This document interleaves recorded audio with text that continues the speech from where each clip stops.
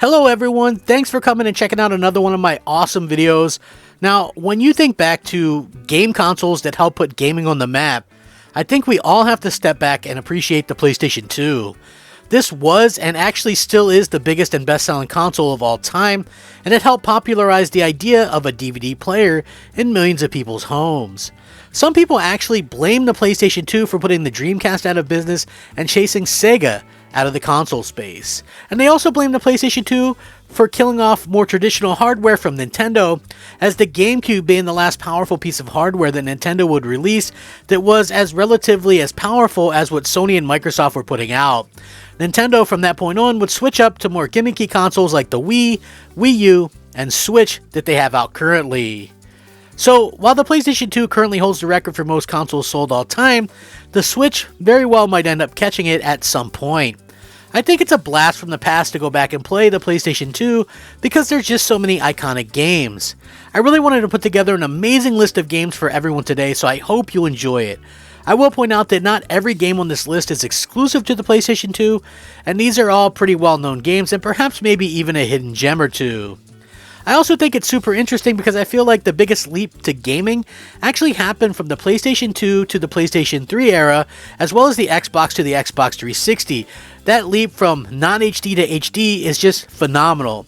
So, let's take a look back at the mighty PlayStation 2 and the games that made us all fall in love with video games in the first place. I believe in the cornerstone to any great console is racing games, and so Gran Turismo 4 is the perfect place to start off with this list. One of the best simulation racers to ever release, it was truly ahead of its time.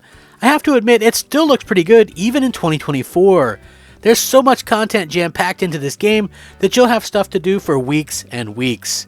There's tons of courses, tons of cars to choose from, and I actually think that the Gran Turismo games peaked on the PlayStation 2. I know they released them on the PlayStation 3, I know they released them on the PlayStation 4, I know they released them on the PlayStation 5, but for me, Gran Turismo 4 on the PlayStation 2 is the absolute peak, and it's absolutely amazing. I feel like if you have a PlayStation 2, you need to have at least one Gran Turismo game to play, and you have to show it off to your friends. This is just one of those staple games that you need to have. Next up is God of War 2. This game actually released after Sony released the PlayStation 2, so it has extra polish, and it's just a fantastic game to play even nowadays. It's kind of funny to see Kratos being a jerk to everyone again, especially after the newer games kind of toned him down and what he was all about.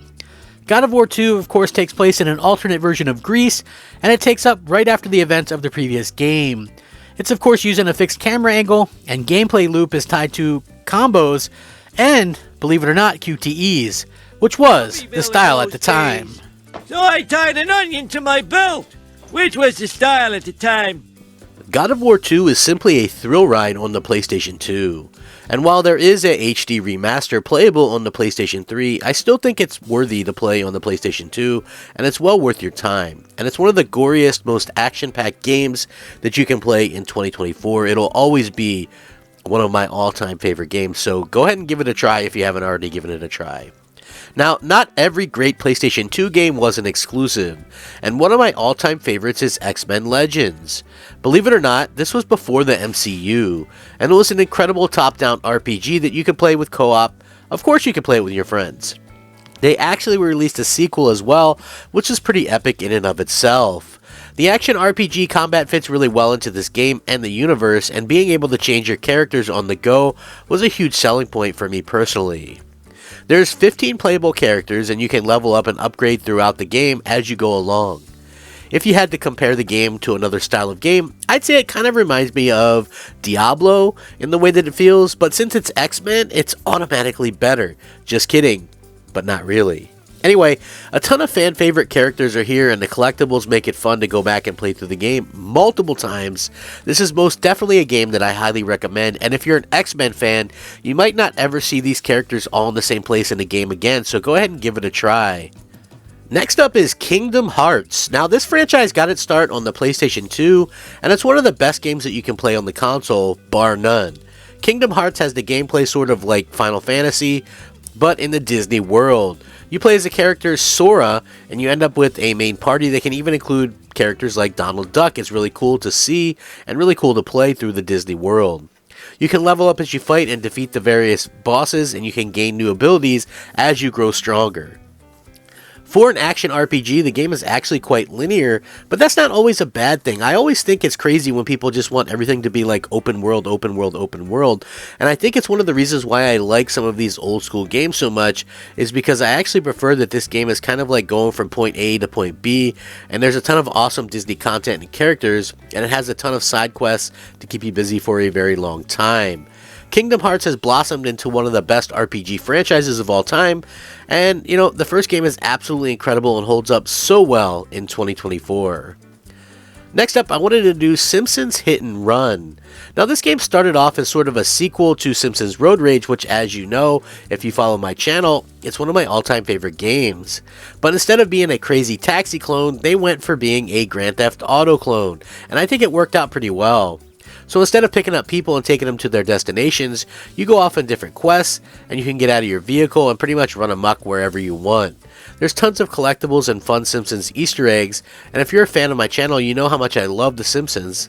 I think the best thing about Simpsons games like this is that it's actually full of the voice actors and written by actual Simpsons writers, so it comes across as very authentic and like a real episode or two of the show itself. Now, there has been a little talk about a potential remake, but I guess the license issues are preventing that from happening anytime soon. With that being said, this is definitely a game I highly recommend, even in 2024. It's got a lot of comedy, it's got a lot of fun, it's easy to pick up and play. I highly recommend it. Play this game, it's not very expensive, give it a try. Next up is Star Wars Episode 3, Revenge of the Sith. Now, I'm a huge Star Wars nerd, just like I'm a huge Simpsons nerd, and Episode 3 is my favorite of the entire Star Wars saga. With that being said, this game might be a hidden gem. Yes, I know those are bold words, but it actually takes place during the events of Star Wars Episode 3, of course, and even has an alternate ending, where the high ground didn't really help Obi-Wan. Trust me on that. You'll want to play through it if you want to see a different take on how the ending of Episode 3 could have went. The same goes, for a lot of the game as well. There's different things that you can do. The game sees you use a lightsaber and switch off between playing as Anakin Skywalker or Obi-Wan Kenobi. There's experience points that you can gain, and of course force powers that you can use. What would be a Star Wars game without force powers, right?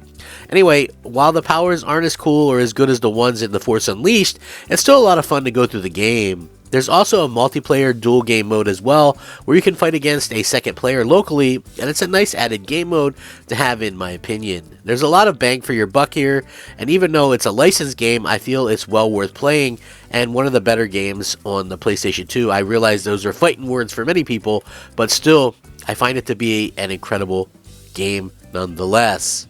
Jumping back up to the exclusive train, next up is Jak and Daxter: The Precursor Legacy.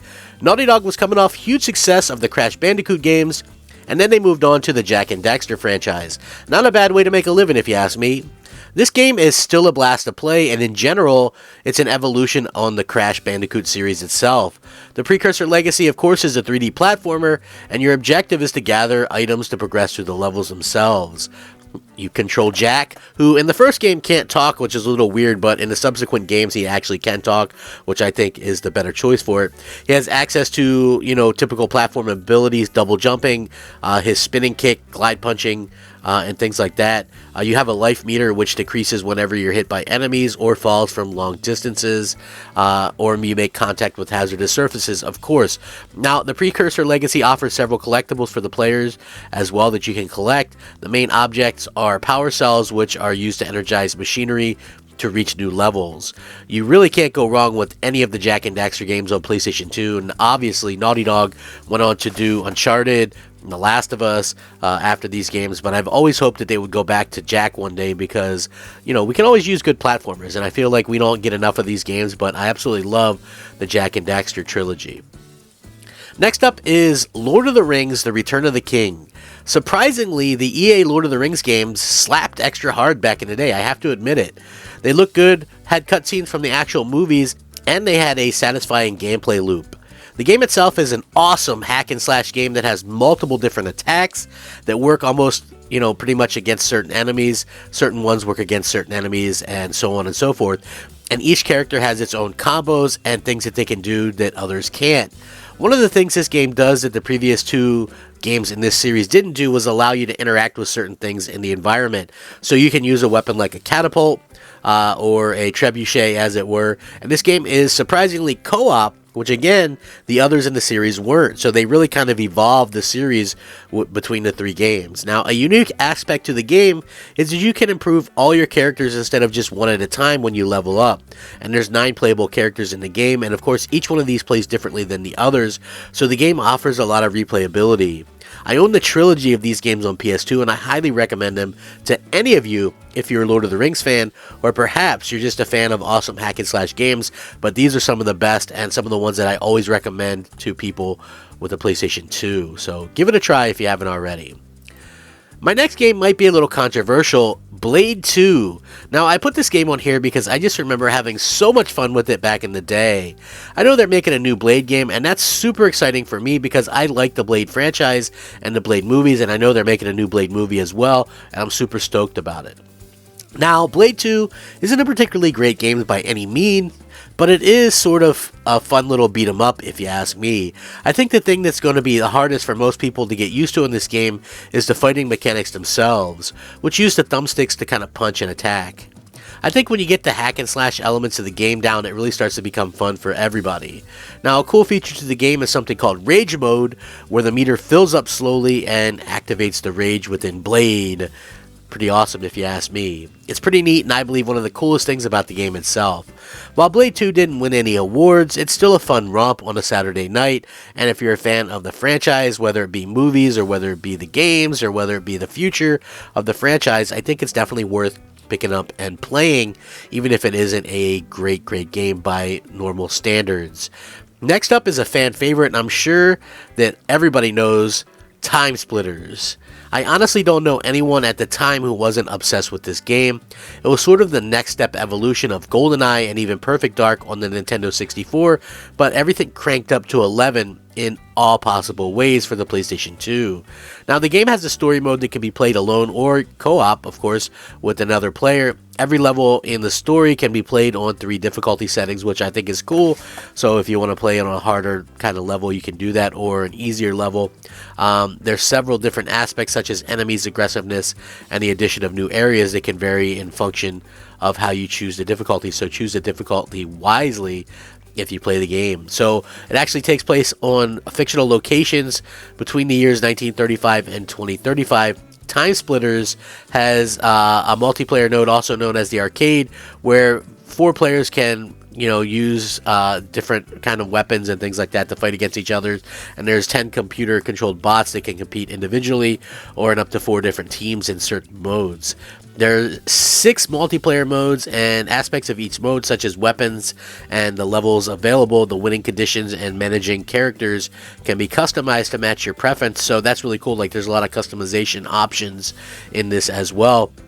Completing the story mode on the easiest difficulty unlocks challenge mode, which provides certain goals on a preset map within the time limit. The game also has a level editor that allows you to kind of create your own things that you want to do as well, which is really cool to see in a game from way back in the day. Overall, the game plays just as well in 2024 as it did back in 2000. So yeah, really something to kind of keep an eye on there. Just a fun game to kind of sink your time into. And, at the end of the day, the PlayStation 2 kind of speaks for itself.